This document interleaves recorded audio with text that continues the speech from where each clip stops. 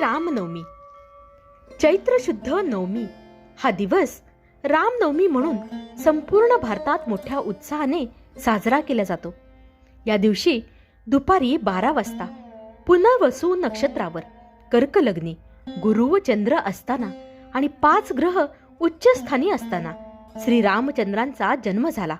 अधर्माचे निखंदन करून धर्माचे उच्च स्थान घडवण्यासाठी इक्ष्वाकू वंशात राजा दशरथ आणि राणी कौसल्या यांच्या पोटी रामचंद्रांनी जन्म घेतला. श्रीरामाला आपण विष्णूचा 7वा अवतार मानतो.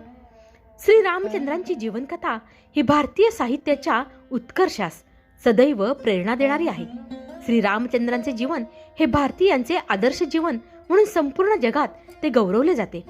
महर्षी वाल्मिकींनी रामायणाची रचना केली.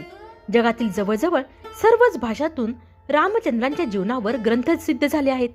श्रीराम, सीता, लक्ष्मण या सर्वांचा आदर्श जीवनाबद्दल सर्वांच्या मनात आदराची भावना आहे. आपल्या घरातील मुलामुलींना रामायणातील आदर्श समजावून सांगावेत.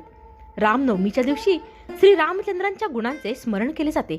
अयोध्या, नाशिक, पंचवटी येथे मोठ्या प्रमाणात रामजन्मोत्सव साजरा केला जातो.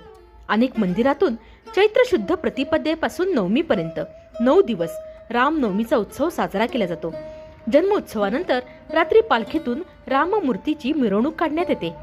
जन्मोत्सवानंतर सुंठ व साखर मिश्रित सुंठोडा वाटण्यात येतो. दशमीला ललित झाले ही या उत्सवाची सांगता होते.